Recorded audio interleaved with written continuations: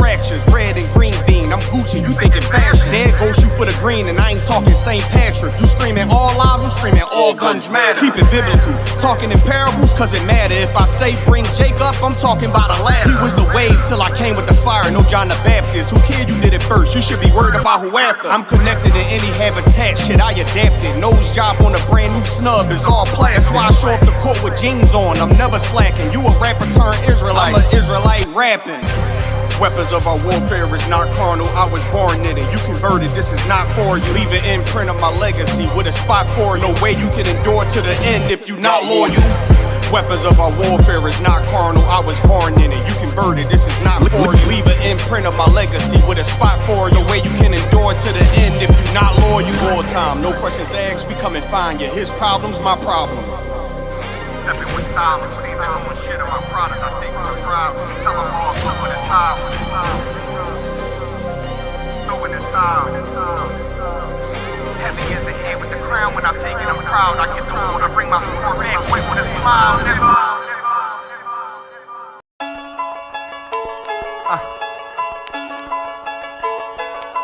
When Westworld.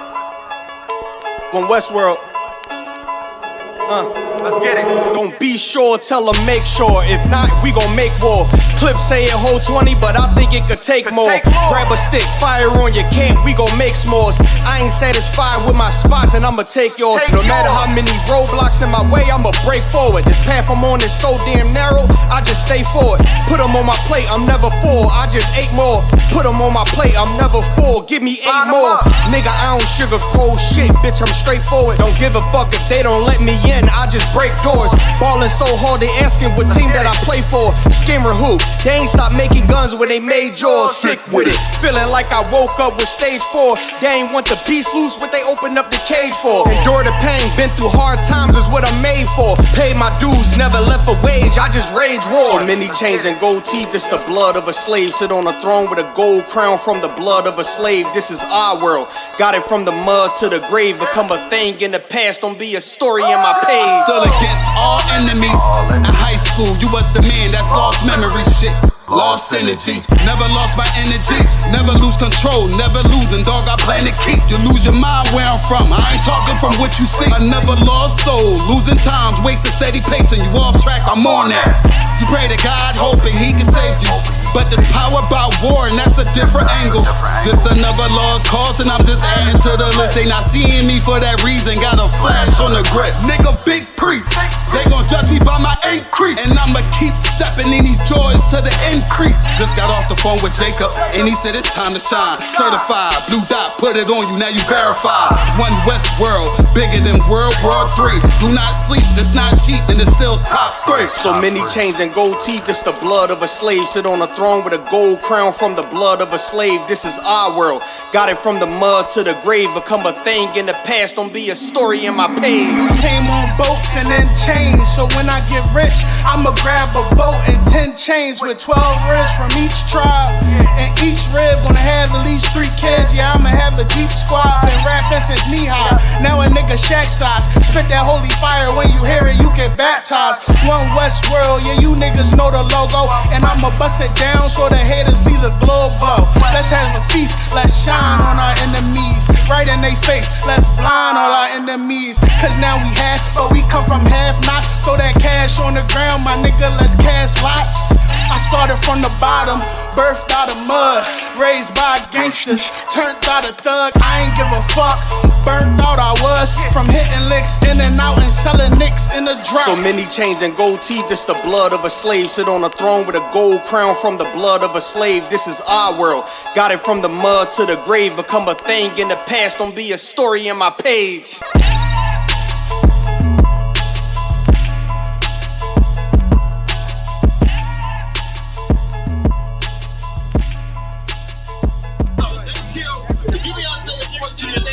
They did the same thing to my people. So that you said that they put millions of my actions.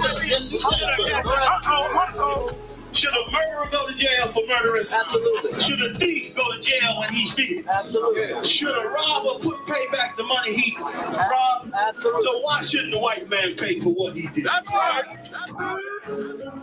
You'll see just how it feels. Payback is a dog. It's a dog. Payback is a dog. It's a dog. Payback is a dog. It's a dog. Payback is a dog. It's a dog. I'm in a hell of a hole, was never expected to grow. Just obstacles set in the road, that a result of me selling my soul. The story I'm telling is cold, but yet it's what everyone knows. The white man's the devil is known. America was never our home.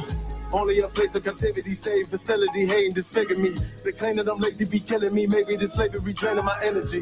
400 years and counting. The trail of my tears is countless. The fact that I'm here is astounding, but I can't wait till this shit is surrounded. Ready to tangle my king and the angel, be ready to rap. Crack in the sky, nuclear missiles will make it official. I'm capturing every cracker surviving.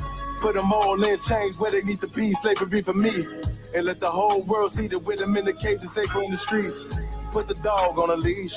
Get resolved for the beast. 144, get the ruler show, we could all be at peace. As soon as the trumpets are sound, your kingdom, we busting it down. The only way justice is found, the time of your judgment is now. You'll see just how it feels. Payback is a dog. It's a dog. Payback is a dog. It's a dog. Payback is a dog. It's a dog. Payback is a dog. It's a dog. Look, ain't no remorse in my blood slim.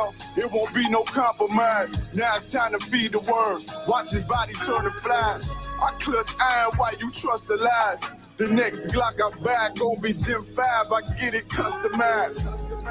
And sending shots off like farewell. Praying payback come back around like a carousel. Still remember your Honda's words ringing in my head like bells. Said you in his body, you fit the Lord, fuck the cartel. Triangle choke, apply pressure to the game like I did Vondale.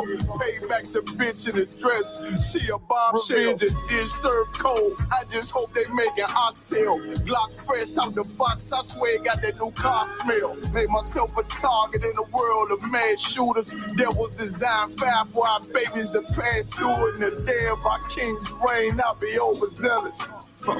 They bought my jealous, I bought brand new parabellums.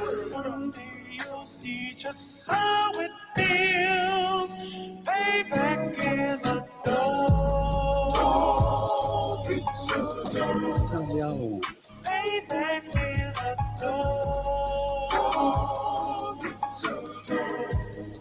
Payback is a dog. It's a dog. Payback is a You feeling a little crazy? How you feel? You all right?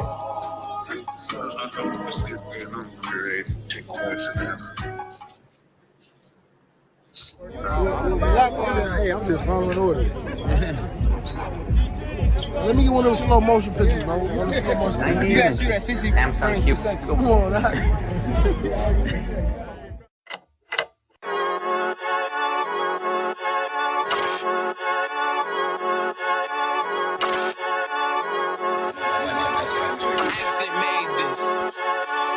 They say they wanna hear that raw shit. These niggas claiming that they bullshit. These niggas better move and coach shit. Cause if they make the wrong move, it cost shit. You see me, they like, ooh, chemo shopping. I'm on my way up and they ain't gon' stop it. They say they wanna hear that raw shit. Coming up, I'm about to vote shit. They see me, they like, ooh, chemo shopping. I'm on my body, real niggas right beside me. Damn right, I brought my army, going up like a rocket, and can't nobody stop me. These niggas garbage, so watch your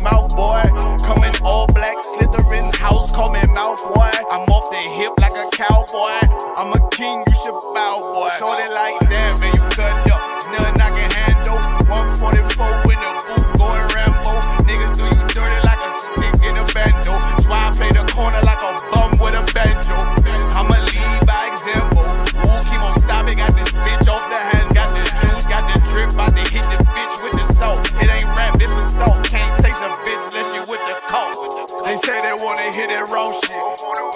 These niggas claiming that they bullshit. These niggas better move and coach shit. Cause if they make the wrong move, it cost shit. One way.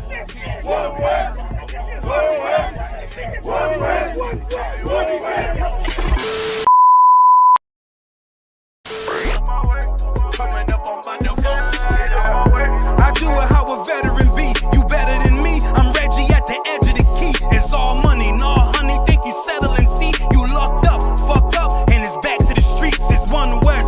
You can check the residency. I reside with soldiers died on the soles of their feet. Cause there's death before designer. Ain't no coward in me. Cause I'm cold as a bitch's shoulder. You ain't calling a week. Get the cooking on this beat. Hope you like it well done. Got them killers rolling with me and they all red rum. Got you fuckers scared some. Get the banging on this beat till my fucking head numb. Black Glock, red drum, black and yellow air ones. Homie, you ain't got a vest. I suggest you wear one. Told these niggas we was going up. They was doing a lot of talking. Now these niggas ain't saying shit. Feeling like a legend in this shit, lil nigga, I'm past veteran. Never feeling third, lil nigga, I'm past second. Guns, I gotta have them all like Ash Ketchum. Shotty break a nigga ribs up like his wife left him. We all stepping, kill you with kindness cause I'm dead nice. That 5'7" put you 6 feet, not talking height. That judge giving out 5, but you doing life. These hands are rude GPS, a mean right. That's mean right, we build different, you know the vibes. And we stamped it authentic, we notarized. I keep a 144 because I know a kind. Noah's Ark, you know I'm with animals when we flowing by. We back again, no cap, when I'm with cap again. Yeah, they say they want smoke until we matching them. Everything righteous, so you know when we get back at them, you get hit up with a K, but no acronym. They say they wanna hit that raw shit. These niggas claiming that they bullshit. These niggas better move and coach shit. Cause if they make the wrong move, it cost shit.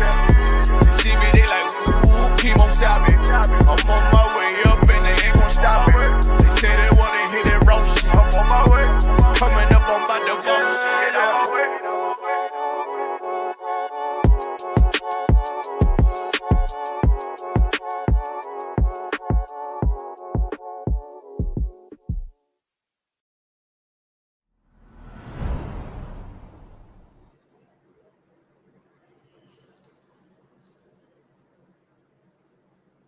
Yeah. You know what it is. It's the Isupk. That's the Israelite School of Universal Practical Knowledge out of Harlem, New York since 1969 under Commanding General Yohana. We've been called to teach the so-called Black, so-called Hispanic, and so-called Native American people that we are the lost sheep of the house of Israel. I'm going to greet my brothers and my sisters. Yahweh Ba'Shem Yahweh Shah Barak Thumb. Yahweh Shema Thumb Ba'Shem Yahweh Shah.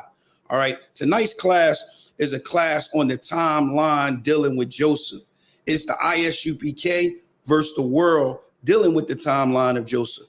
We're going to show that the world itself, a lot I found out throughout this study is that the world itself dictates its timeline based on its finding in Egypt. Based on its finding in Egypt, based on archaeology, all the archaeology evidence, the excavations, those things that they found in Egypt, they use Egypt as a timeline for the world. And it's heavy. It's real heavy. And they base their information that they say dealing with the scriptures, they base it dealing with the findings that they find in Egypt. You may have heard the unconscious community say things like Moses didn't exist, Joseph didn't exist, the children of Israel was never in Egypt as slaves. Tonight, you'll get a chance to see why that's the case. Why do they say that? All right. And the reason why they say it, you're going to see it tonight in this class. So I got a lot of video. I got a lot of PowerPoints, and we're going to get right to it. All right. We're going to get right to it. All right. So can you go get me Job 9:24? Can you, if you follow, go ahead. In the book of Job, chapter 9 and verse 24, this is what it says. Read. The book of Job, chapter 19, verse 4. 24. Oh, 24. Salaki, sir. One moment. Salaki. The book of Job, chapter 19, verse 24. Salakia, chapter 9, verse 24.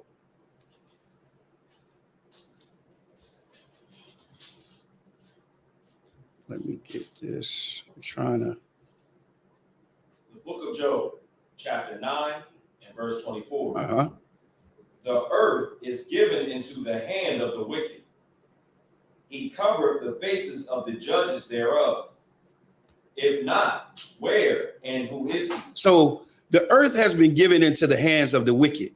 We know who controls this planet. We know who controls this earth.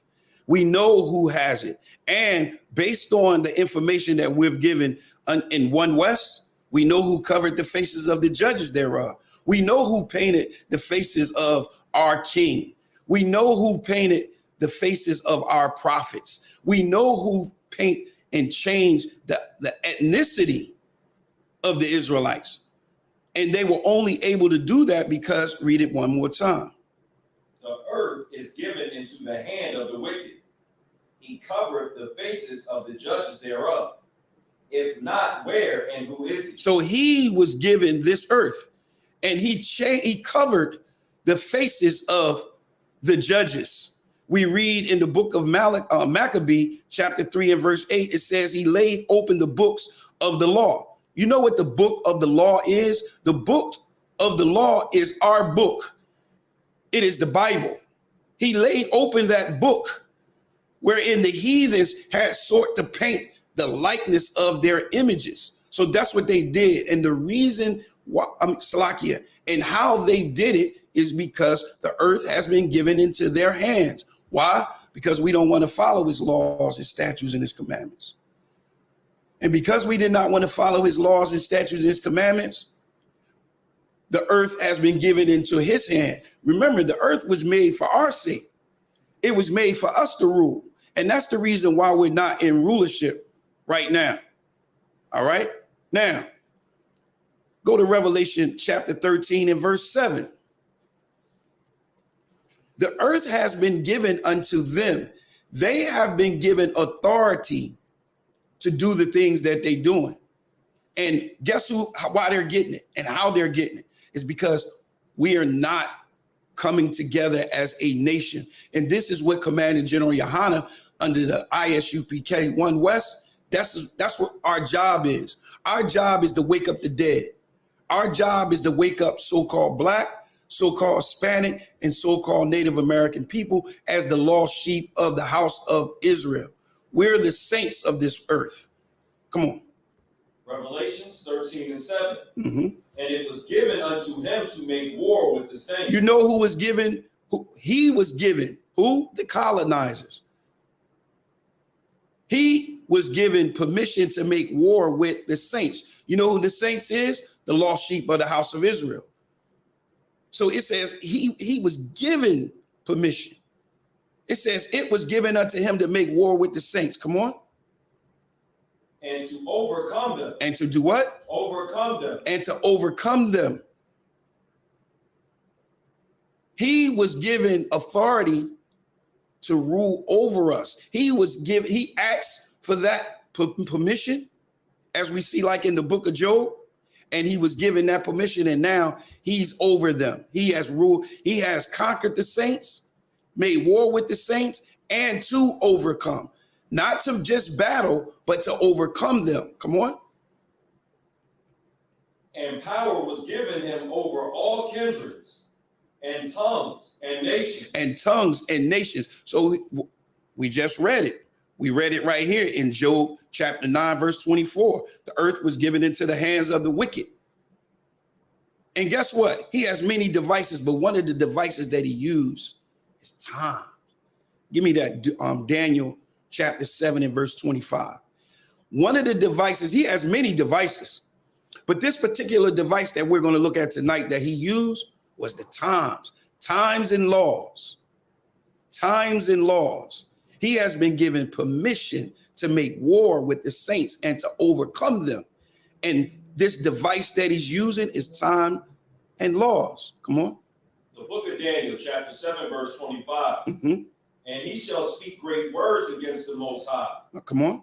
And shall wear out the saints. And do what? wear out the saints. He's going to wear out the saints. Remember, he was given permission to make war with the saints and to overcome them. So now he's going to wear out the saints. Go ahead. Of the Most High, and think to change times. To do what? Change times. That's what we're dealing with tonight. Times, right? Go ahead. And laws. And the laws. Our laws now, the Christian church teach that we don't have to follow God's law. The Christian church teach that you can love the Most High, but you don't have to follow his laws. How can you say you love anyone and if you don't follow him, you don't obey him, you don't respect him enough to follow his laws? How can you say you love the Most High? Well, guess what? The Christian church say it with their mouth, but with their actions and their deeds, it's far from them. It's far from them. Go ahead. And they shall be given into his hand until a time, and a times, and the dividing of time. So I'm about to play this. I'm gonna play this video here, right? I'm gonna play this video right here. All right. Play this video. Now, this guy, his name is Glenn Beck, right? And Mr. Beck, he said something that I want to touch on. Now, I played this before in a class before, but listen what he says right here. Listen what he says. Science, government, commerce colluded to erase. By the way, I want to thank the directors of the documentary Lost Civilizations of North America for bringing these stories to my attention. I was blown away to find things that the Smithsonian, science, government, commerce colluded to erase. By the way, I want to thank the directors of the documentary Lost Civilizations of North America for bringing these stories to my attention. I was blown away. To find more, visit the website, Lost Civilization DVD. So what he said was they colluded. They colluded. Was you able to hear it? Still playing? They was able to come together and they were confederate. They were confederate against hiding the information that they found on this side of the earth. Well, guess what? We see this information in Psalms 83. Let me get Psalms 83. In Psalms 83, we see it. Remember, the earth has been given into the hands of the wicked. And the device that he has many devices, but the device that we're going to look at tonight is times. Time. How did he change the time? How did he make us think in the unconscious community that Joseph didn't exist?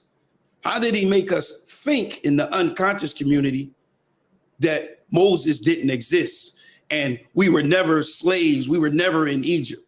I'm gonna show you tonight on how they did it. Go ahead, Psalms 83. Come on. Verse 1. Read. No, start at verse 2. Verse 2. The book of Psalms 83 and verse 2. Come on. For lo, thine enemies make a tumult. Come on. And they that hate thee have lifted up the head. Look, we read this prayer every Sabbath. We talk about our enemies have made a tumult, and they that hate thee has lifted up the head. Come on. They have taken crafty counsel against thy people. That's what we just seen this man by the name of a colonizer by the name of Glenn Beck say. He said the government and what's that? The Smithsonian. Am I saying that right? Salakia. Smithsonian Council. They cahooted. All of them got together and they was confederate to hide the information that they found. He says, they have taken crafty counsel against thy people. What was you? I was just going to say, I believe he said religion as well. Exactly. You got to use that. Got to use that because our people have a zeal for the Most High God, but not according to knowledge. So they have taken crafty counsel against thy people. Go ahead.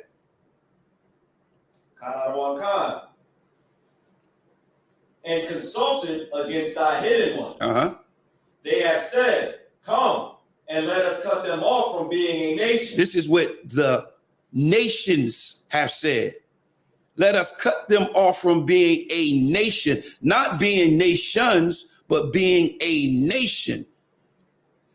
This is why the scripture says, gather yourselves together, O nation not desired. Go ahead. That the name of Israel. That the what? The name of Israel. That's blacks, Hispanics, and Native American people. Go ahead. May be no more in remembrance. Come on. For they have consulted together with one consent. They are confederate against thee. The tabernacles of Edom. The tabernacles of Edom. Go ahead. And the Ishmaelites. Uh-huh. Of Moab. Come on. And the Hagarenes. Uh-huh. Gabal. Yes. And Ammon. Uh-huh. And Amalek. Mm-hmm. The Philistines. Uh-huh. With the inhabitants of Tyre. Keep going. Assur also is joined with them. Uh-huh. They have hope in the children of Lot. Read. Selah. Do unto them as unto the Midianites, as to Sisera, as to Jabin, at the brook of Kison, which perished at Endor. They became as dung for the earth. They have become as shit for the earth. Salakia. That's what that dung means. This is the Most High's word right here. They have become dung for the earth. Horse manure. That's what they have become to the earth, right? Because they have taken crafty counsel against our hidden ones. Now, this is the consensus. It says, there is no independent historical evidence for Joseph outside of the Bible. This is what they've been saying. This is exactly what they've been saying. And you can hear this, like I said, this type of verbiage in the unconscious community, that there's no evidence of Joseph outside the Bible. But check this out. He says, however, some new scientific evidence supports the case of the historical Joseph. So they have found some new evidence, and we're going to look and see why. It's not really new. It's always been there. But now you have some scholars, you have some Egyptologists that's coming forth, and they're blowing the whistle. They're actually saying, hey, listen, we got something to say about this matter. So it says there have been some new evidence supporting the case of the historical Joseph. Joseph's father is identified as Jacob in the scriptures. An empty tomb was unearthed. All right. We're going to talk about that tonight. Strangely empty of bones, with a statue of a Semitic ruler in Egypt. This was found. But this is, once again, this is not something that was just found. And you're going to see why. Who is dressed in a multi-color coat. When the Israelites left Egypt, they emptied the tomb according to the scriptures, taking his bones with them. That's why they didn't find it. Now, this video right here is called The Cover Up. All right, let me get it for you. You're going to begin to see the picture that we're going to paint, right? Because we're going to paint a picture of, we're going to come back to this video, but I want y'all to hear this right here. Make sure I got it right. Listen to this right here. Biblical chronology. He's under the constant watch of the Egyptian Antiquities Authority, who have made Avaris off limits to the public. Supposedly for conservation reasons, Professor Bitak has been forced to cover up his dig every single year. The area is then plowed, seeded, and cultivated by local farmers. No one would suspect that underneath these fields lies an archaeological treasure trove that proves the biblical Exodus. So what did he say was, in case you didn't catch it in the class because it was kind of low here, is that every time they go and they dig up, they do the excavation and dig up and find something pertaining to Joseph or the Israelites, they are ordered to cover it up and then seed it to make sure that it grow. That's why he says, if you saw that land, you wouldn't even know that it was anything there. So The authorities over there watch them carefully to listen what they're saying and listen to what they're doing. Let me play it one more time in case you missed it. We got it turned up. Here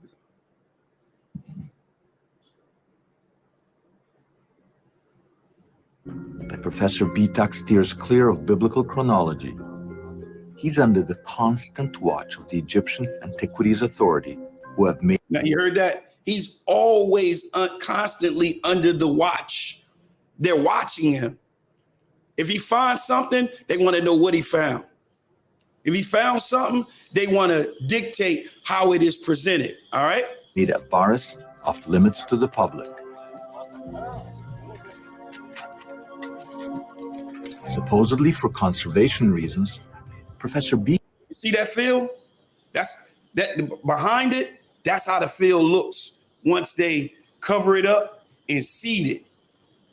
Once they seed the land, everything grows back, and you would not even know that Joseph's house is right underneath that soil, under that seeded land. What you got, Salaki, sir. Is there any way you can make that full screen on the? Let's see. There it is. See right here, they cover that up. Where the people are, they cover it up, and it look just like that field behind it. Isupk has been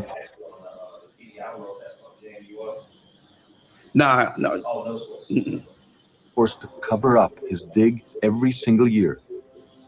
The area is then plowed, seeded, and cultivated by local farmers. No one would suspect that underneath these fields lies an archaeological treasure trove that proves the biblical Exodus. That's crazy, right? But that's what they do. That's what they do to make sure that I call that the cover up.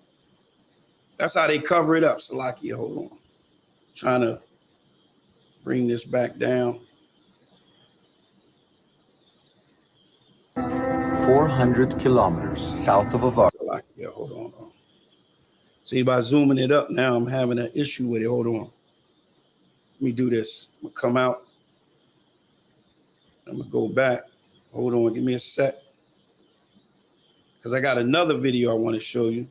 So I can't zoom, I can't, when I enlarge it like that, it gets stuck on me like that. It gets stuck. But I got another video I want to show you, right? Now this one right here is going to show some more information on why and how they do this, all right? So hold on. Let me get it. I want to make sure I prep it, right? So we're going to go to, check this out. Check this out. Now listen, I want you to listen. Listen to what he says here.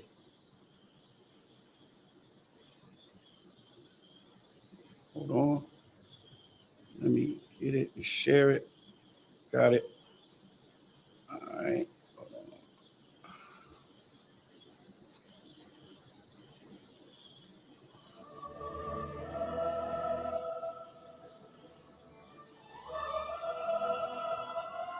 Salaki. Can you hear it? David Rohl, author, historian, and Egyptologist, is an agnostic, someone who remains unconvinced of the existence of God. Yet, so this is someone that doesn't even believe he doesn't even believe in God. He clearly sees archaeological evidence of the biblical Joseph, Jacob, and the early Hebrews in the Nile Delta region of Egypt. Rohl believes that many Egyptologists have missed evidence for the Exodus because they have been looking for it in the wrong time period. While most scholars think that the events of the Exodus happened in the New Kingdom, David Rohl's view would put the Exodus in an entirely different period, the earlier Middle Kingdom, where he claims evidence for the Exodus can be seen. After this 12-year investigation, I too have come to see that the Middle Kingdom was the only place where a sequential pattern of evidence matching every step of the Exodus events can be found. This leads to... So what is he saying? Let me give you an example. What he's saying is basically, he's saying that, I want you to imagine this. I want you to imagine that 2,000 years from now, right? Let's say 2,000 years from now, we're in 4023. And in 4023, they began to look for evidence of the Washington Memorial and look for evidence of the existence of the White House, right?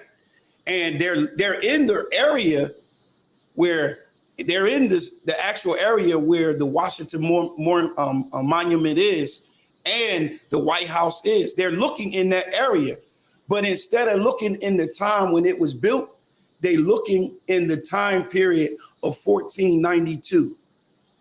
If you look in the period of 1492, you won't find any evidence of the White House. You won't find any evidence of the Washington Memorial. You won't find any of that. That's what they're doing. They're looking for information about Joseph, about Jacob, about us, the Exodus. They're looking for it in a complete different timeline. They're not looking for it in the proper timeline. Listen to this right here. I'm gonna play this for you. This is crazy right here. Hold on. Israeli archaeologist Zeev Herzog addressed the problem of a lack of evidence matching the conquest at the site of Jericho during the Late Bronze Age. The question of the conquest there at Jericho, is there a place called Jericho and was it destroyed? Yes. Well, Jericho is a very nice, good example because of but it has nothing to do with the chronology. It has to do with the fact that there was no city there in the Late Bronze Age, which was... See what he said? He said there was no city there in the Late Bronze Age. So he said, he asked him, he said, is there evidence of Jericho? He said, yes, but it has nothing to do with the Bible because he said, it's no evidence that Jericho was there in the Late Bronze Age. In the Late Bronze Age. The reason why there's no evidence there in the Late Bronze Age, because it's a whole different timeline. It's a whole different period. Just like I said about the Washington Monument, they're looking for evidence of the White House existing in 1492. That's what they're doing. That's what they do. And that's why you hear people in the unconscious community say that Egypt didn't exist. Well, let's get into the scriptures now.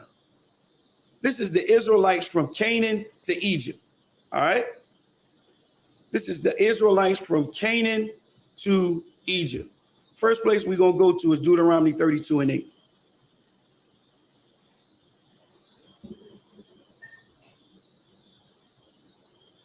The book of Deuteronomy, chapter 32, verse 8. Come on. When the Most High divided to the nations their inheritance. He divided the inheritance. The Most High divided the nations their inheritance. Go ahead. When he separated the sons of Adam. Come on. He set the bounds of the people according to the number of the children of Israel. So the Most High, he separated the sons of Adam. And when he separated the sons of Adam, the children of Israel we were already predestinated. Remember, the scripture says before the foundation of the world, we were already predestinated. So he separated the sons of Adam. Well, how did he separate the sons of Adam? If you go to the book of John, chapter 1 and verse 11, I read this the other night. It says, he came unto his own and his own received him not. But as many as received him, to them he gave power to become the sons of God, even to them that believe. Right? And then if you go to Romans 8:14, it's for as many as have led by the Spirit of God, they are the sons of God. Well, why did I pull that precept for the sons of God? And how does that go with when he separated the sons of Adam? Let me show you how he separated the sons of Adam. Go to Genesis 4:25. Remember, you had Cain, you had Abel. Cain killed Abel, right? So when Cain killed Abel, the Most High gave them another son, and this other son took an action. Go ahead. The book of Genesis, chapter 4, verse 25. Uh-huh. And Adam knew his wife again, Uh-huh.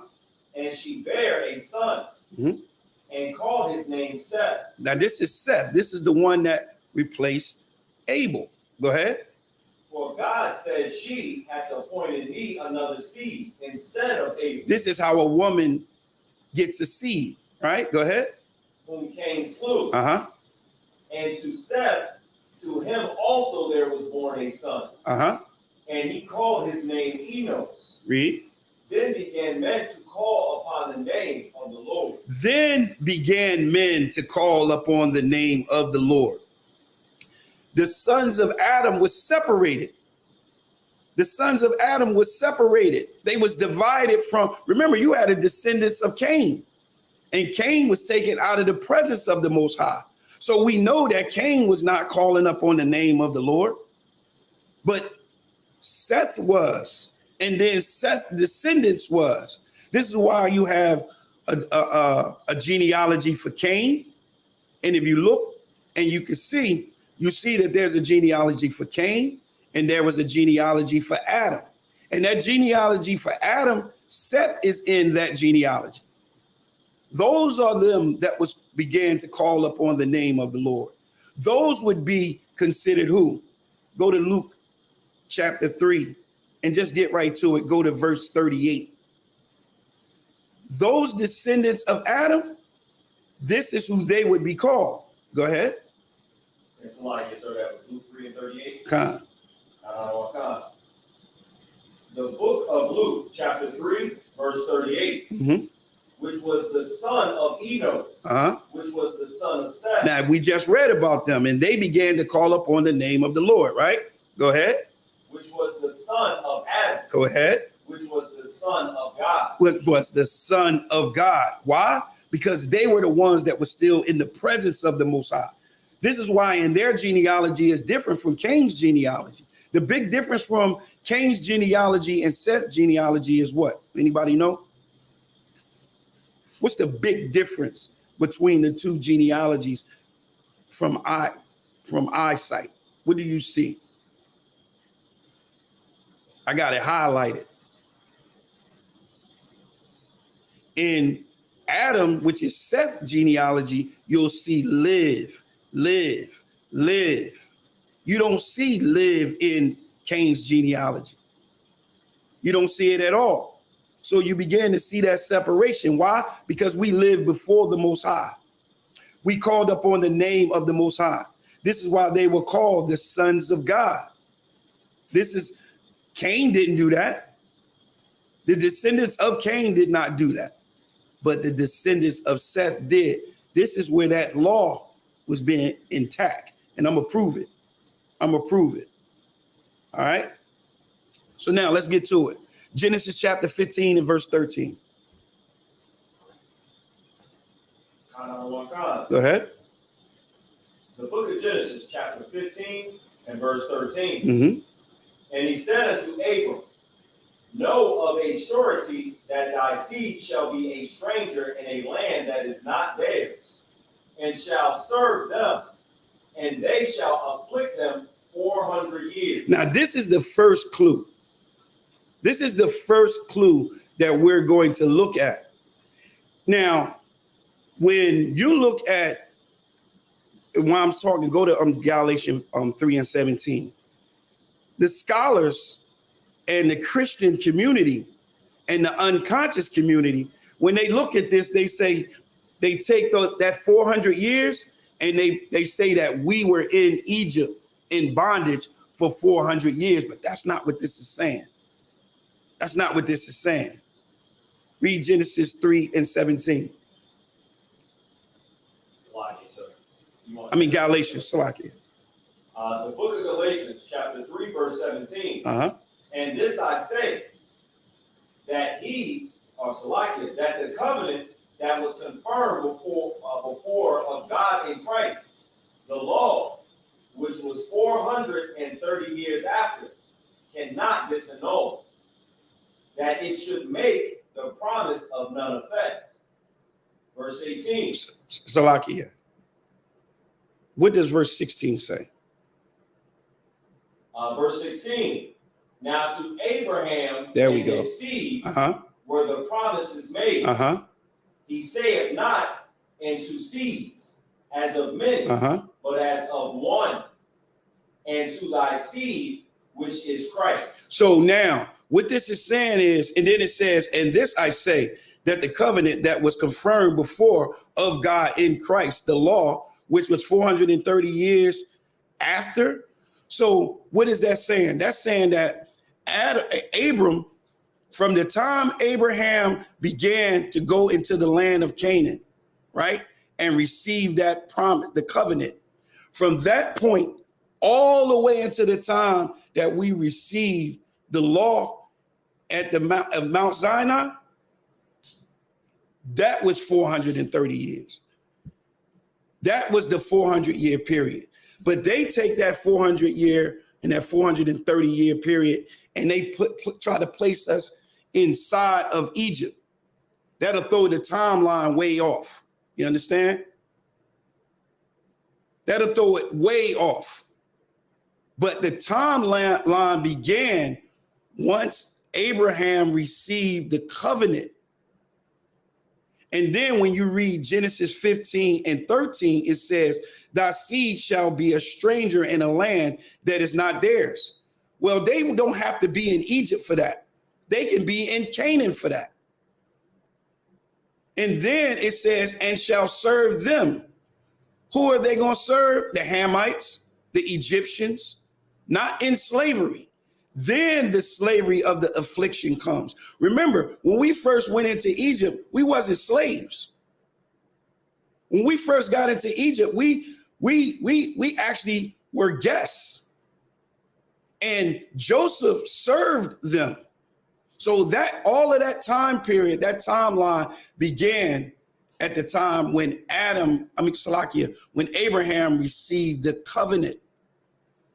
When Abraham received that covenant and we went into that land that is not ours, that timeline began. So that's one of the biggest mistakes that they make, right? So then we go to and we look in Genesis chapter 12 and verse 1.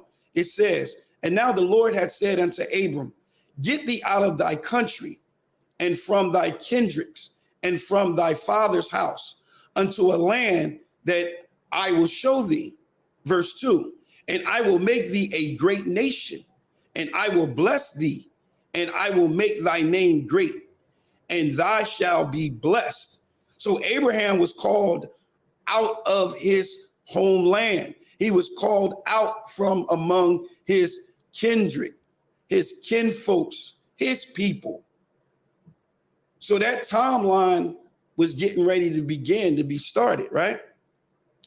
So then when you get to Genesis 12 and 5, it says in Abraham, what? He took his wife Sarah and Lot, his son, and all his substance that they had gathered, and the souls that they had gotten in Haran, and they did what? They went forth to go into the land of Canaan. So once they went into the land of Canaan, now they're strangers there. And into the land of Canaan, they came. All right. And guess what? He had a son named Isaac. Isaac had a son named Jacob. This is why we see in Exodus at the time of Moses, the Most High said unto Moses, I appeared unto Abraham, unto Isaac, and unto Jacob by thy name of God Almighty, but by the name of Yahweh was I not known. But he appeared in that land, and they were strangers to Abraham, to his son Isaac, and to Jacob, right? So Jacob had 12 sons. Jacob had 12 sons. And this is a chart to show that he had 12 sons. So they're all in the land of Canaan. By what? By 4 different women, right? So now let's go to Genesis 37 and verse 2. I hope y'all following me. Trying to get through this. Genesis chapter 37 and verse 2. You got it. The book of Genesis, chapter 37, verse 2.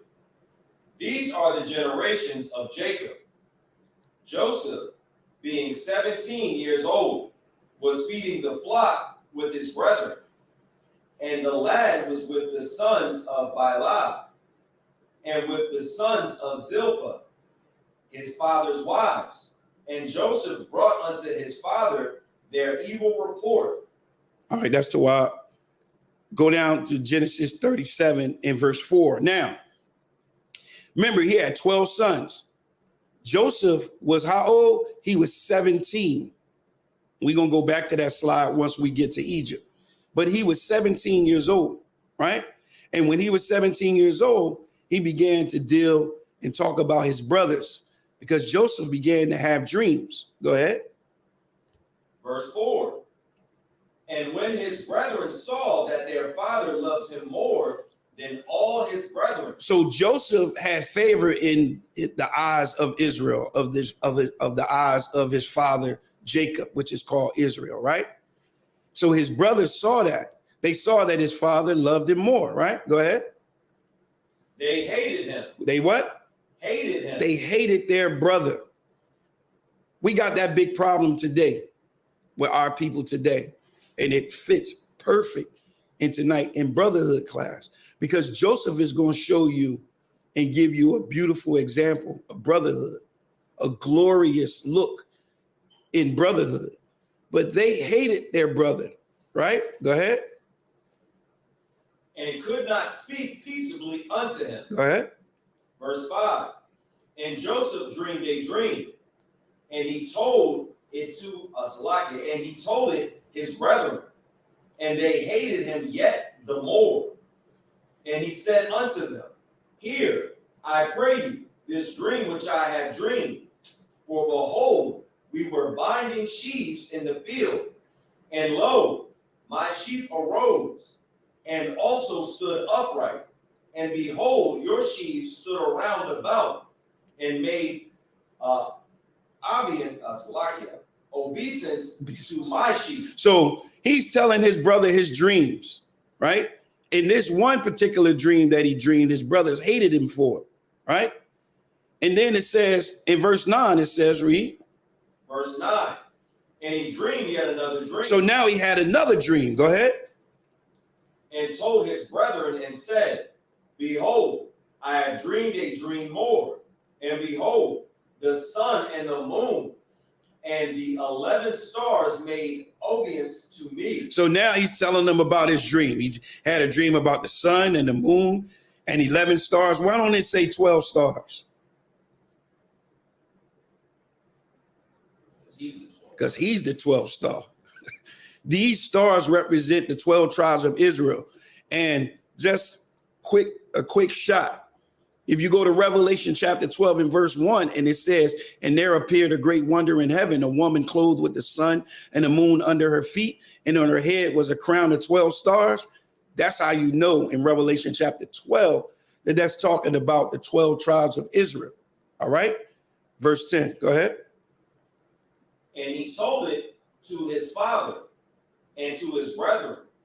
And his father rebuked him and said unto him, What is this dream that thou hast dreamed? Shall I and thy mother and thy brethren indeed come bow down ourselves to the earth, to thee, to the earth? And because of that dream, verse 11, this is how his brothers looked upon him. Go ahead. Verse 11, and his brethren envied him. They did what? Envied him. Go ahead. But his father observed the same. So his brothers was hating on him, but his father, Israel, was just checking out what he said. Like, okay, I got you. He didn't have envy, but his brothers did. All right. His brothers had envy on him, right? Go up to verse 37 and 3. The book of Genesis, chapter 37, verse 3. Now Israel loved Joseph more than all his children, because he was the son of his old age. So he loved him because he had a son of his old age. Go ahead. And he made him a coat of many colors. Of many colors. We talked about that coat of the many colors. They mentioned it. That was some evidence that they found. We're going to go back and visit that. Now, one of the laws say, thou shalt not hate thy brother in thy heart. And his brother had envy towards him, that thou shalt in no wise rebuke thy neighbor and not suffer sin upon him, right? So now we're going to deal with our law for a minute. I'm going to show you, remember, I showed y'all earlier that there was a separation between the sons of Seth, the sons of Adam, and the sons of Cain, right? You know what separated them? A law, because they had that same problem just as well. Cain envied Abel, and they was given a law, and I'm gonna prove that they was given a law, right? I'm gonna prove that they was given a law. Romans chapter 5 and verse 13. Go there. I want y'all to keep this in mind. The Most High never changes. His law doesn't evolve as time goes on. His law is from the beginning and from the end. All right? It doesn't change. He's not a changing God. He doesn't change his law and say one thing and then say something different. This law stands from Genesis to Revelation. Go ahead. The book of Romans, chapter 5, verse 13. Mm-hmm. For until the law, sin was in the world. Go ahead. But sin is not imputed where there is no law. So if there is no law, there is no sin. All right? I want y'all to remember that. If there is no law, there is no sin. Go back to Genesis chapter 4 and verse 6. Let's look at what happened between Cain and Abel, because Seth had a law. Cain had a law. Adam had a law. That breath of life, when he breathed into his nostrils, he was given the law and he taught it to his kids. Remember, it says, where there is no law, there is no sin. So it's impossible for this right here. Go ahead. Start at verse 6. The book of Genesis, chapter 4, verse 6. And the Lord said unto Cain, why art thou wroth? And why is thy countenance fallen? So this is when the Most High looked up on Cain. That's what he asked him. Verse 7. Verse 7. If thou doest well, shalt thou not be accepted? Uh-huh. And if thou doest not well, sin lieth at the door. What lieth at the door? Sin lieth at the door. What lieth at the door? Sin lieth at the door. Sin lieth at the door. So there had to be what? Sin. But in order for it to be sin, that means there had to be a law. It had to be a law. So the sons of God was separated all the way back then, all the way up to Abraham. If you go to Abraham, Genesis 26 and 5, this is just a quick break, a quick snapshot that there was always a law. In Genesis chapter 26 and verse 5, it says, because that Abraham obeyed my voice and kept my charge and my commandments and my statutes and my laws. So there always was a law. So even during the time of Jacob taught his sons this same law.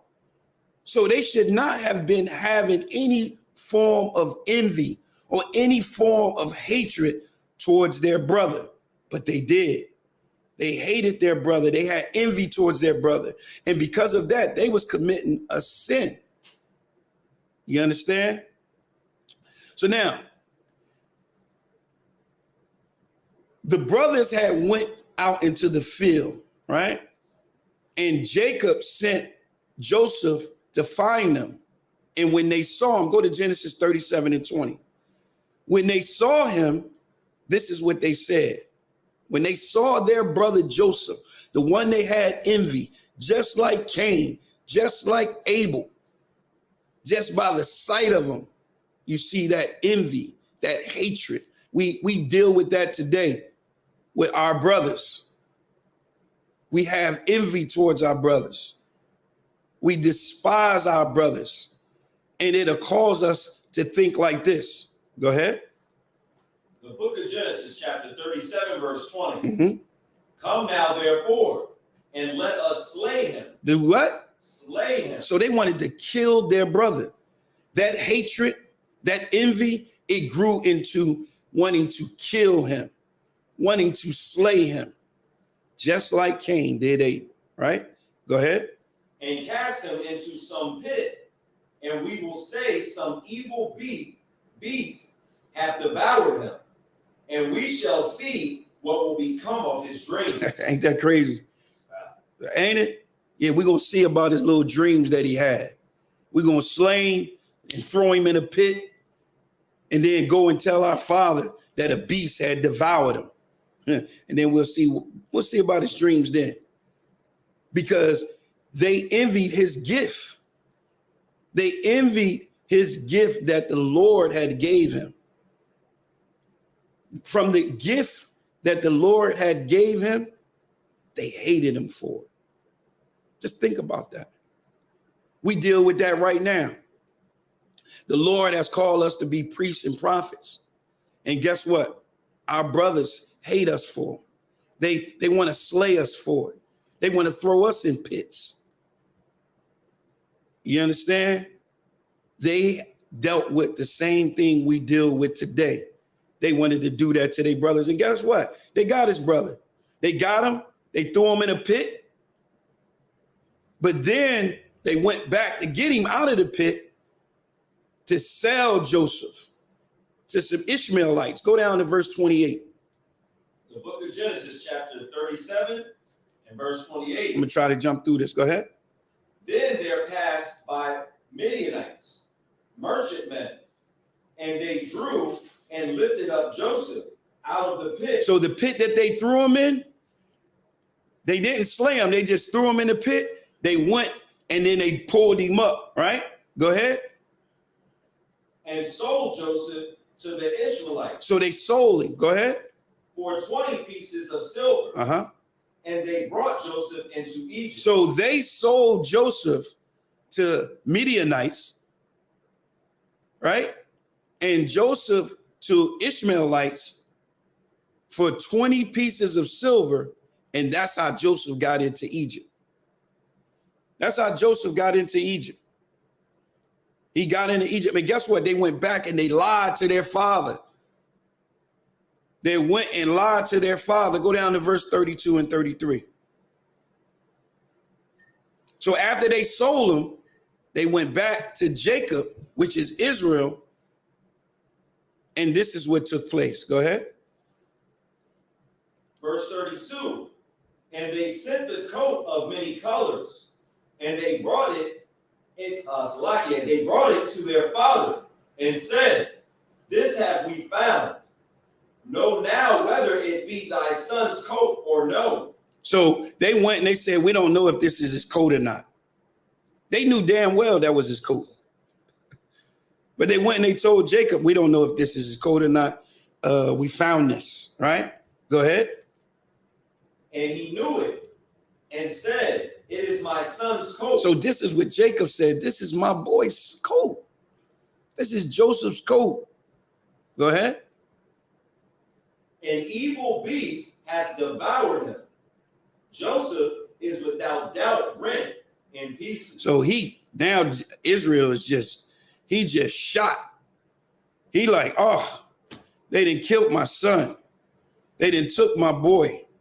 This animal has devoured my son. Right? Devoured my son.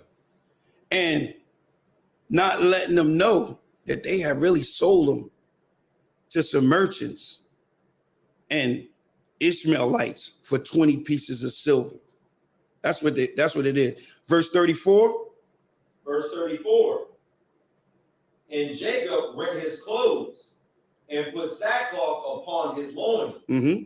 and mourned for his son many days. Uh-huh. Verse 35, and all his sons and all his daughters rose up to comfort him, but he refused to be comforted. And he said, for I will go down into the grave until my son morning. Thus his father wept for him. So he was tore to pieces over this. Meanwhile, Joseph was sold into Egypt, and this took place. Go ahead. And the Midianites sold him into Egypt unto Potiphar, an officer of Pharaoh's and captain of the guard. Now this right here, I had to bring this because it's so important. So now we're about to start getting into the evidence of this. So now Joseph is in Egypt, right? He's in Egypt. He's been sold into slavery, and now he's at an officer's house, one of the Pharaoh's officers, right? A captain of his guard. So this right here is called is in the Brooklyn Museum. All right. This is in the Brooklyn Museum. This is papyra paper, right? This is what they wrote on, right? But listen what it says. Can you see that? Can you see that? From here, live. All right, I'll read it. It says, this is in Brooklyn Papyrus. All right. It says, when complete, the papyrus to which these fragments belong measures almost 7 feet long. The texts are written, the texts are written in cursive form of hieroglyphs called heretic. You see it? Go ahead. Differences in handwriting and in the historical events described demonstrate that different scribes added new inscriptions over several generations. So this papyrus, which is 7 feet long, it was written on through different generations. All right. It wasn't just written at one time. All right, go ahead. The most important text recounts the efforts of a 13th dynasty Theban noblewoman named Salakia Senebisi to establish. Hold up 1 second. This right here kills the unconscious community when they say it wasn't no slaves in Egypt. All right, go ahead. To establish legal ownership of 95,000 household servants. 95 house. Go ahead. Say it. Read it again. Did I say 95,000? Yeah, time. Ownership of 95 household servants. Whose names indicate that 45 were of Asiatic origin. So Asiatic origin means that they were Semitic. They was Semites. All right. They were Semitic people. All right. Go ahead.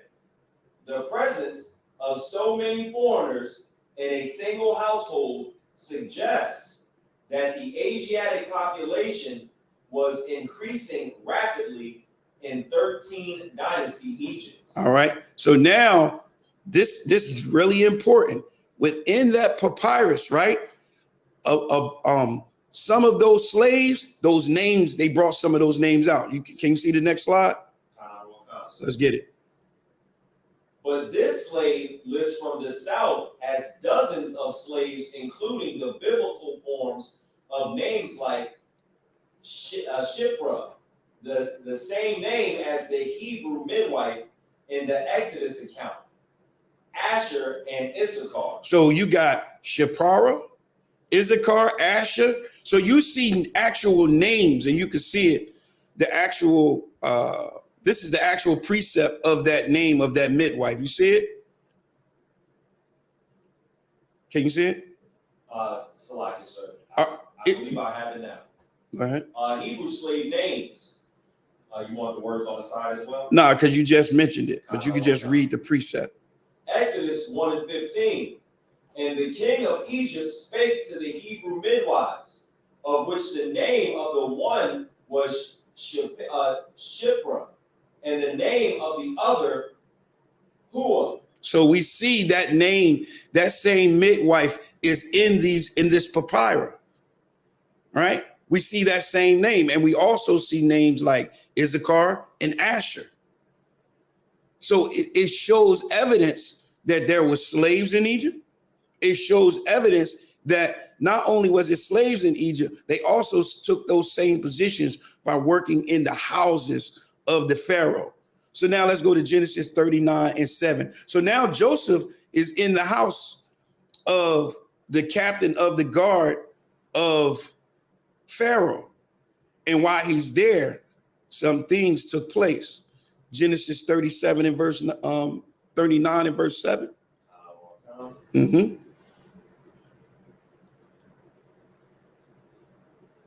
Genesis 39:7. So we get ready to get into some videos to wrap this thing up. Go ahead. The book of Genesis, chapter 39 and verse 7. Uh-huh. And it came to pass, after these things, that his master's wife cast her eyes upon Joseph. So this is why Joseph was in that same captain of Pharaoh's captain of his guard. His master's wife cast eyes upon Joseph. Go ahead. And she said, lie with me. Go ahead. But he refused and said unto his master's wife, behold, my master wotteth not what is with me in the house, and he hath committed all that he hath to my hand. Mm-hmm. Verse 9, there is none greater in this house than I, neither hath he kept back anything from me, but thee, because thou art his wife. How then can I do this great wickedness and sin against God? Go ahead. And do what? Sin against God. So we know that Joseph understood that laying with another man's wife is a sin. Right. Verse 10. Verse 10. And it came to pass, as she spake to Joseph day by day, that he hearkened not unto her. So she was doing it every day. She was coming at him, coming at him, coming at him, coming at him, coming at him. Go ahead. He hearkened not unto her to lie by her. Go ahead. Or to be with her. Go ahead. And it came to pass about this time that Joseph went into the house to do his business, and there was none of the men of the house there within. So now Joseph goes in and there's nobody there. There's nobody there. And she coming at him, right? So she grabs hold of Joseph and Joseph runs out, right? He runs out. I want you to go down to verse 20. Because she told her husband that Joseph was trying to come on to her. She lied on Joseph. Don't we hear this a lot? We hear this a lot. That happened with Emmett Till. The oppressor lied on him. We always being lied on. But that's not something new. We see it right here in the scriptures. But now let's get down to verse 20 and let's see how the master handled it. The book of Genesis, chapter 39 and verse 20. Uh-huh. And Joseph's master took him and put him into the prison, a place where the king's prisoners were bound. And he was there in the prison. So while Joseph was in the prison, we're going to move up a little bit, right? While Joseph was in that prison, guess what? He started to have dreams. I'm Salakia. The baker, that's right. The baker and the baker and who else was it? The baker and the butler began to have dreams, and Joseph interpreted those dreams. And by Joseph interpreting those dreams, guess what? He was able to get out of prison for that. He was able to get out of prison for that. And by him being able to get out of prison by interpreting those dreams, he was able to get into the presence of Pharaoh. All right? He was able to get into the presence of Pharaoh. And when he got into the presence of Pharaoh, what do you think he started to do for Pharaoh? He started to interpret Pharaoh's dreams. All right? And we're going to shoot up to Pharaoh's dreams. All right? We're going to shoot up to Pharaoh's dreams because his interpretation of his dreams, that's what got him out of prison. All right? So we're going to go to Genesis chapter 41 and verse 1. Mm-hmm. The book of Genesis, chapter 41 and verse 1. And it came to pass, at the end of 2 full years that Pharaoh dreamed, and behold, he stood by the river. So Pharaoh was having a dream, and in his dream he stood by a river. Go ahead. And behold, there came up out of the river 7 well-favored kine and fat flesh. All right. So in those dreams, he began to tell, he asked for Joseph. Joseph came and Joseph began to interpret those dreams. What you got? You was about to say something? I want you to go down to verse 17. Because when he got Joseph, he told Joseph about these dreams. All right. So we about to get a little bit more into these dreams. Go ahead. Verse 17. And Pharaoh said unto Joseph, in my dream, behold, I stood upon the bank of the river, and behold, there came up out of the river 7 kine, fat flesh and well favored, and they fed in a meadow. And behold, 7 other kine came up after them, poor and very ill favored, and lean fleshed, such as I never saw in all the land of Egypt for badness. So now he's telling Joseph about these dreams. So he tells Joseph about 7 healthy and fat, well-groomed, you can say, cows, right? And then he tells him about 7 cows that was ill, right? Verse 20. Verse 20. And the lean and the ill-favored kine did eat up the first 7 fat kine. Go ahead. And when they had eaten them up, it could not be known that they had eaten them, but they were still ill-favored. As at the beginning, so I awoke. So he says that they ate them and they were still ill. You couldn't tell that they ate them, right? So go down to verse 25. Verse 25. And Joseph said unto Pharaoh, the dream of Pharaoh is one. God has showed Pharaoh what he is about to do. So now the Most High is getting ready to show through the dream, through Joseph, and he's going to interpret the dream. All right. Verse 26. Verse 26. And the 7 good kine are 7 years, and the 7 good ears are 7 years. The dream is one. Verse 27. And the 7 thin and ill-favored kine that came up after them are 7 years. And the 7 empty ears blasted with the east winds shall be 7 years of famine. So he's telling them about 7 good years and 7 bad years. He's telling them about 7 good years of plenty and 7 bad years of famine. Verse 28. Verse 28. This is the thing which I have spoken unto Pharaoh. What God is about to do, he showeth unto Pharaoh. So he showed it to him. He showed it to Pharaoh. Go down to verse 39. Verse 39. And Pharaoh said unto Joseph, for as much as God has showed thee all this, there is none so discreet and wise as thou art. Thou shalt be over my house, and according unto thy word shall all my people be ruled. Only in the throne will I be greater than thou. Verse 41. Go to verse 42. Verse 42, Salakia.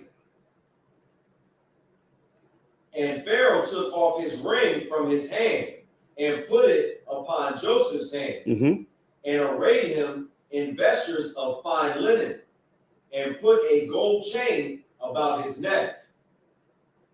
And he made him to ride in the 2nd chariot, which he had. And they cried before him, bowed the knee, and he made him ruler over all the land of Egypt. So now Joseph, from that gift of it being able to interpret dreams that the Most High has given him, now he's above all Egypt. Remember, the Most High said, I'm going to bless those that bless, said it to Abraham, I'm going to bless those that bless thee and curse those that curse thee. Well, guess what? This is where you see that blessing come in at. you see that blessing actually starts to manifest. Go down to verse 53. Verse 53. And 7 years of plenteousness that was in the land of Egypt were ended, and the 7 years of dearth began to come, according as Joseph had said. And the dearth was in all lands, but in all the land of Egypt there was bread. And when all the land of Egypt was famished, the people cried to Pharaoh for bread. And Pharaoh said unto all the Egyptians, Go unto Joseph. Go unto who? Go unto Joseph. Uh-huh. What he saith to you, do. Do. Go ahead. And the famine was over all the face of the earth. And Joseph opened all the storehouses and sold unto the Egyptians. And the famine waxed sore in the land of Egypt. And all countries came into Egypt to Joseph for to buy corn, because that the famine was so sore in all lands. So now we understand that from that, Joseph was the caretaker of the whole thing for the famine. He was the one that actually watched over everything. And guess what? By him doing that, that's how Jacob got there. Jacob got there from that. All right. So now we're about to take a look at some things, some archaeology evidence. All right. I'm going to move up a little bit. This is archaeology evidence. Remember, we said this right here. It says this was the consensus. There is no independent historical evidence of Joseph. However, some new scientific evidence that supports the case of Joseph. Well, guess what? We about to look at it. All right. Check this out. Before I get into that, I'm gonna show this another video so that y'all can understand where we're going on this thing here. Hold on.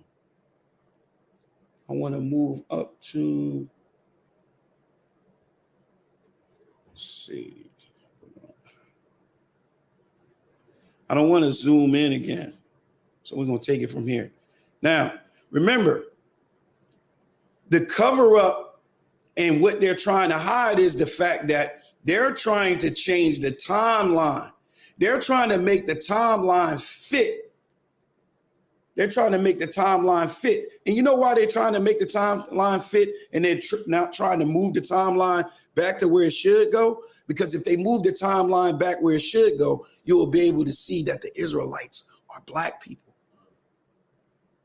And if you see that, and if you move the timeline back, you would have to change historical history books. You would have to change encyclopedias. You would have to change dictionaries. You would have to change everything. And now they're beginning to talk about this. And I'm going to play this video. All right. Researchers like Roland Bimson believe the main problem lies in these lesser-known dark periods of Egypt's past. They think scholars have miscalculated their lengths, causing distortions in the dates for everything before them. The biggest suspect is this very long third dark period, which new information suggests has been overinflated by centuries. If it were reduced, the history of Egypt would need to move forward in time. For many years, I was intimidated by the giant of Egypt's dating. But what made me take a second look was when I learned that it's been necessary to insert gaps into the histories of all the surrounding civilizations in order to match the dating of Egypt's third dark period. Yet the archaeology of these cultures does not seem to support such gaps. Something was wrong. Notice what he says. He says something was wrong because they had to make it fit, right? What might history look like if the dark periods were adjusted the way that some scholars believe the evidence demands? You know how history would look? They'll be able to see that the Israelites are black. They will be able to see that those people that actually is over in our land right now, they'll be able to see that they're not the Israelites. All of this timeline is put in place to hide the identity of you. Remember, we read in Psalms 83, they took crafty counsel. Crafty.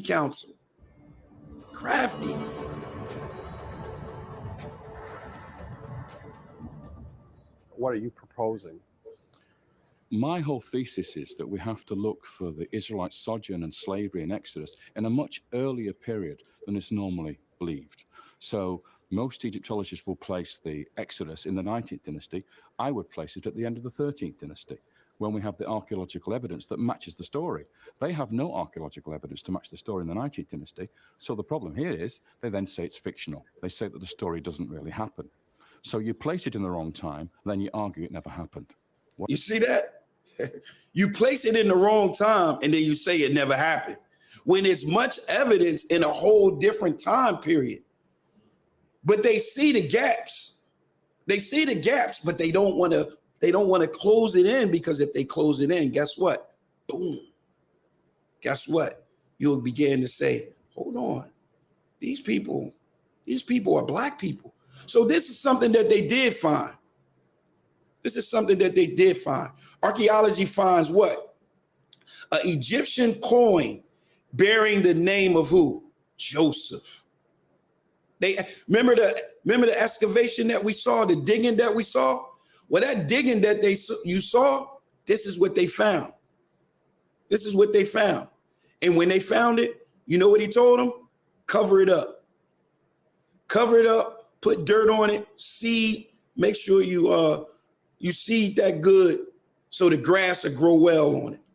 But they found an actual coin bearing Joseph's name on it. You can't get no clearer than that. You can't get no clearer than that. None. Can you see that up? You can't get no clearer than that right there. They found a coin with Joseph's name on it. Go ahead.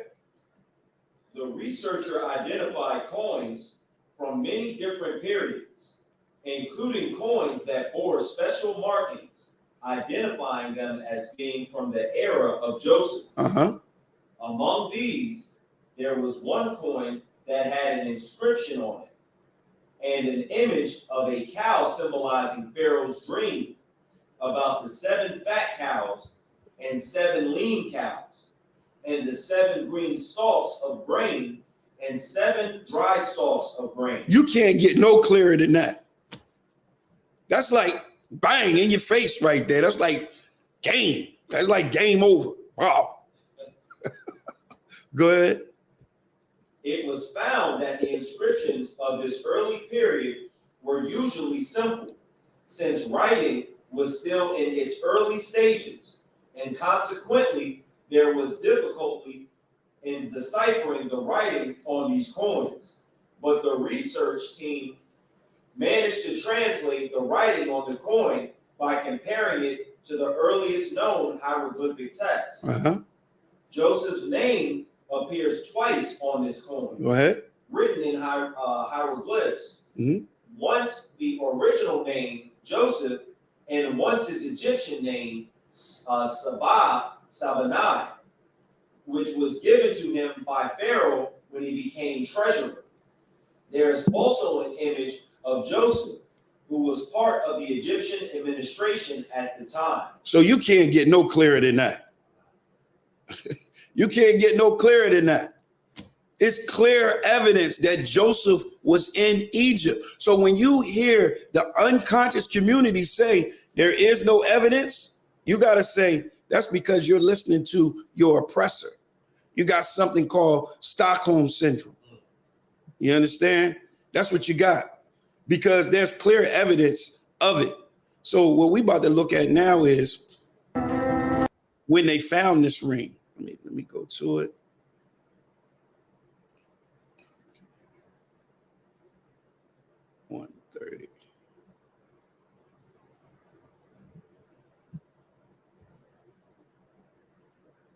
Bible, one Israelite rose to the highest levels of Egyptian power. His name was Joseph, son of Yaakov, Jacob in English, and he became so powerful that he wore on his finger the seal of royal authority. Discovering Joseph's seal at Avaris would prove that the Israelites arrived here exactly when our timeline predicts. That would be like finding a needle in a 3,700-year-old archaeological haystack.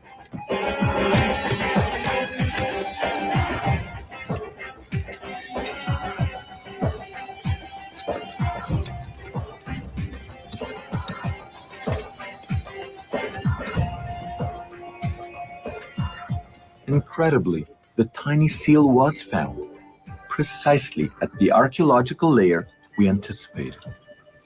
In fact, Professor Manfred Bitak found no less than 9 seals worn by Joseph's court officials. Inscribed right on them is the Hebrew name Yaakov, Joseph's father. Notice what it says. Very strange that we found 9 seals with the name Jakob here. It's a biblical name, by the way. The original was probably mounted on a ring worn on the finger. And this gives us a new puzzle. Is it really a puzzle? Not if one uses our chronology. This is the only time that a Hebrew name appears on an Egyptian royal seal. It directly connects Avaris with the Bible. But Professor Bitak steers clear of biblical chronology. He's under the constant watch of the Egyptian Antiquities Authority, who have made Avaris off limits to the public. Supposedly for conservation reasons, Professor Bitak has been forced to cover up his dig every single year. The areas. All right, I just wanted to play that again because they like, listen, cover it up. After you done with it, cover that up. All right. But there was a cave. There was a tomb. This tomb is called Ben Hassan tomb of the 12th dynasty. And in this tomb, we see incredible findings. Like, for instance, we see the weighing and measuring of grain on the walls, right? We see go to Genesis 41 and 29 and 30. You see that right on the wall. Can you see it? I can go. I have to go back. I was at the video trying to. That's the why. But Salak, you said Genesis 49. 41 and 29 and 30.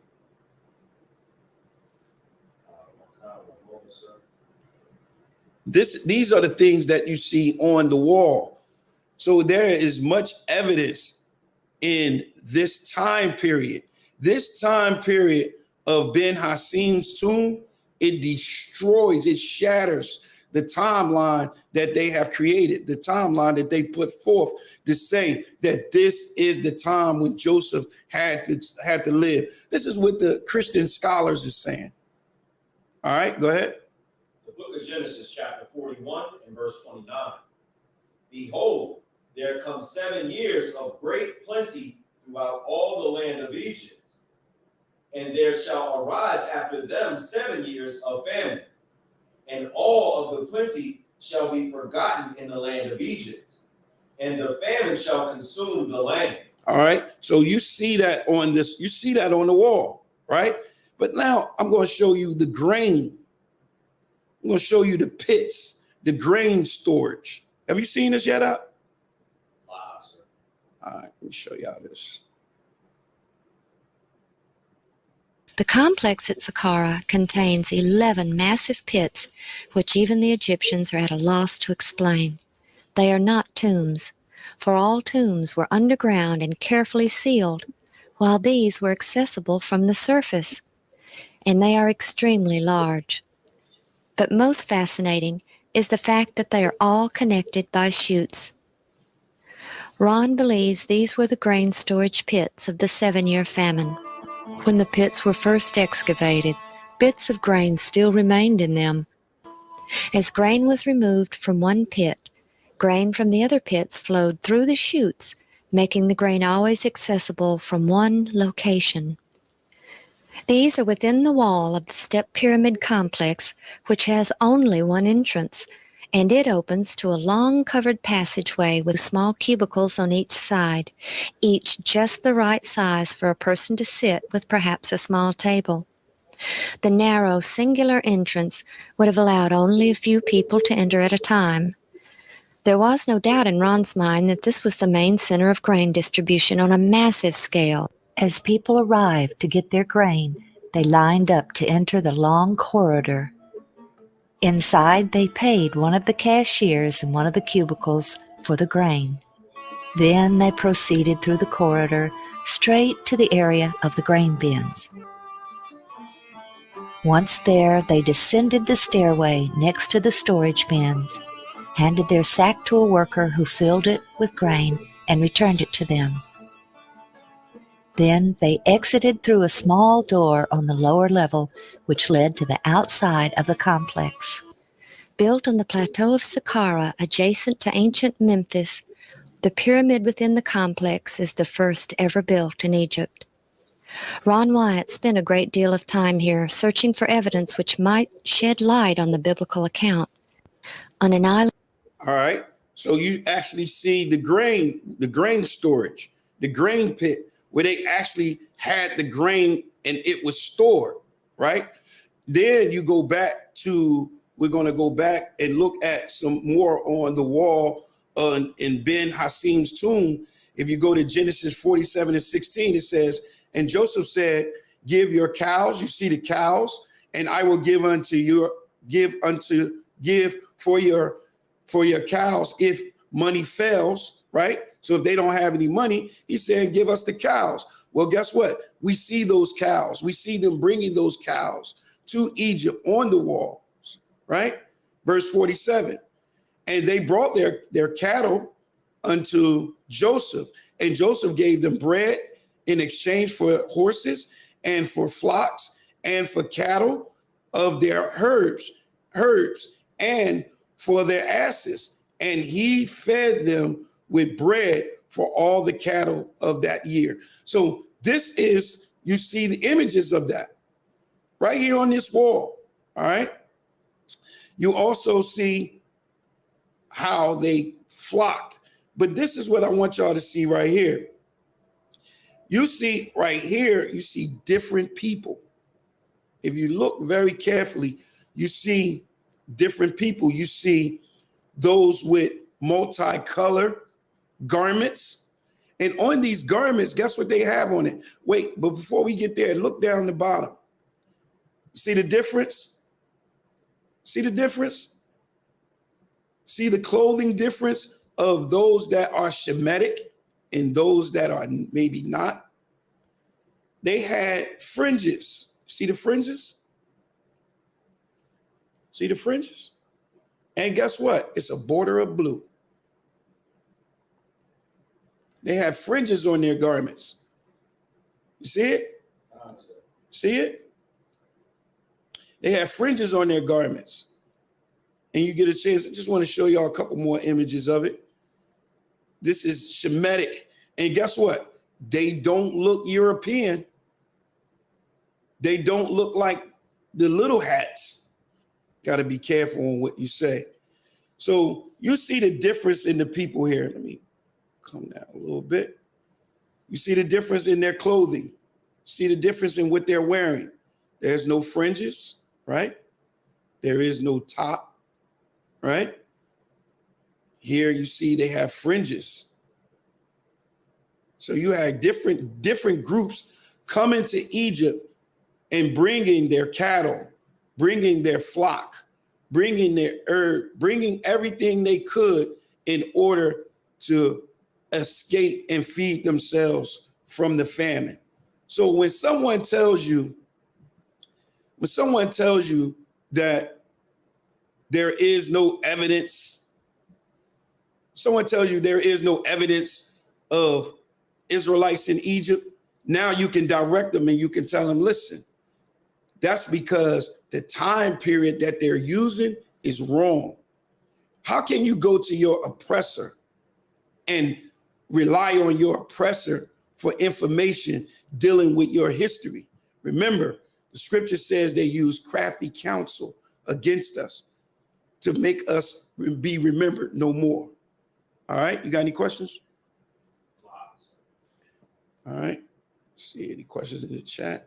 A lot of things going on in the chat there.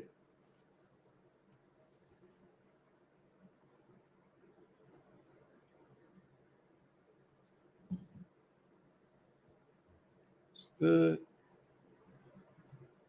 All right. All right. So I'm going to turn the class over to Priest and Officer Kahal.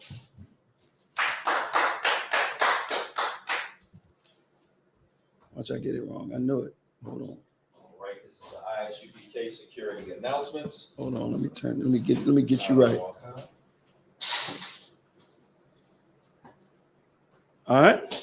New rules for brothers and sisters. When a brother or sister comes into the school, they are off limits. They are to be saluted only. They are here to learn and ship themselves of the world. If a brother or sister is interested in a particular brother or sister, they will be off limits for 6 months. If transportation is needed, the heads will arrange it. After 6 months, that can be taken care of. Taj, which is a commandment, Isupk, which means a 10th in Hebrew. That can be found in Numbers 18 through 21 and Malachi 3, 9 through 10. You want to give 10% of any increase the Lord gives you. Also, we have a free will fund, which is a priest offering, which is not mandatory, but it's greatly appreciated. Up and coming holy convocations, I believe it's the Feast of Purim, which is February 22nd and 23rd. Salakia, let me see if I can find. That is, that Salakia that can be found in Esther 9:20 through 31. With that being said, men of Israel, Amijah, Salakia. If a brother wants to be a trooper in the school, remember to wear all black boots, pants, scarf, and headband. With that being said, men of Israel, Amijah, which means to stand. Amayim Shabbat, Amijah, Barak, Yahweh Hashem Yahweh Barakathum. Yajumatah. We're going to SAR, turn to give the sisters a courteous salute. Sisters, Amijah, which means to stand. Men of Israel, Amayim Shabbat, Amijah, Barak, Yahweh Shamar Al-Thum Ba'Shem Yahushua. Yajumatah. Class dismissed.